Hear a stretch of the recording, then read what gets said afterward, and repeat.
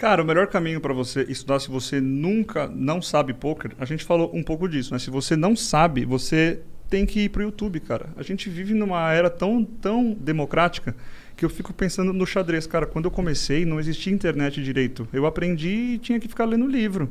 Hoje eu vejo lives e cara, tal. E você vê o Magnus Carlsen jogando, cara. Vê o que ele... Ele fala o que ele tá pensando, que ele streama também, né? Ele fala cara, que... isso é mind-blowing, assim. Se você, tipo, se me falasse isso há 10 anos, eu ia falar, oi? Como cara, assim? Eu ouço os melhores caras do mundo jogando e o que eles estão pensando, tipo, eles falam e eu ouço sim, no poker também. Cara, quando eu aprendi a tocar violão, sei lá em 1990 e alguma coisa, cara, ficava com um fone de ouvido assim, com uma orelha pra ver se tinha para ver se eu conseguia descobrir o que o cara tava tocando na música. E hoje em dia você entra lá, como tocar música tal no violão. Tem lá alguém ensinando tudo direitinho, passo a passo, sabe? Tipo, nota a nota. Então, assim, no poker é a mesma coisa.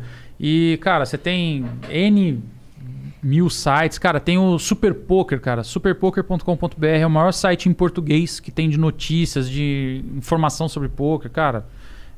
Vai lá, superpoker.com.br, que lá tem, inclusive, como começar. Tem um e-book gratuito lá. Que e óbvio, depois que você começa, que você aprende as regras no YouTube, que você começa a ver lives de jogadores, aí você começa a ver vídeos, a ver coisas um pouco mais complexas, aí jogando, e aí você procura um curso e tudo mais, e aí quando você fica bom e pensa, eu quero me profissionalizar, aí você procura um time.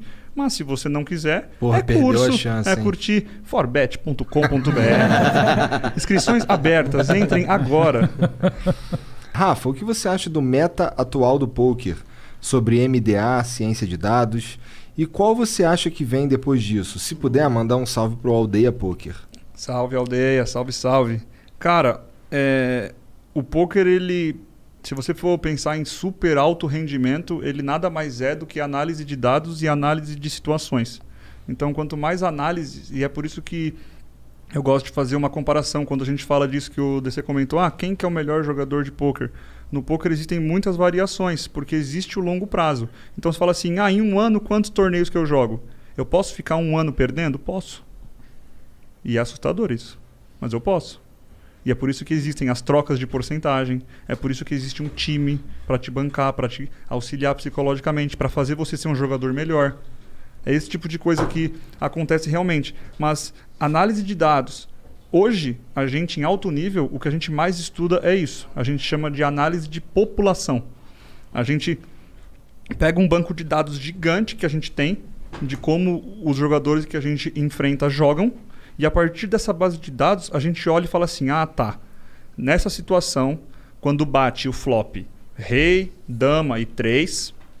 Se eu fizer uma aposta de 30% do pote, o pote tem 100, se eu fizer 30, ele foge uma grande parte das vezes que faz essa ser a minha melhor jogada. Entendi.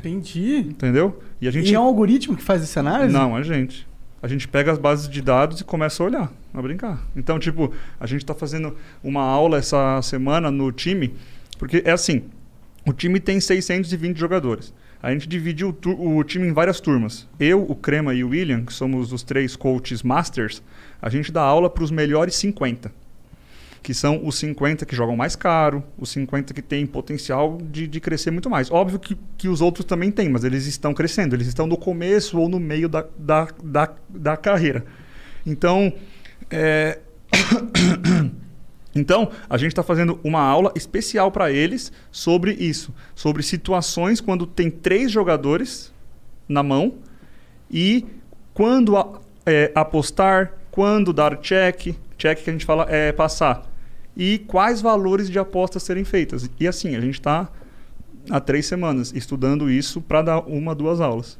Entendi. Então, tipo, é realmente... altíssimo complexo, rendimento e tudo mais, porque os caras estão jogando, se você pensar, são 50 jogadores que jogam caro.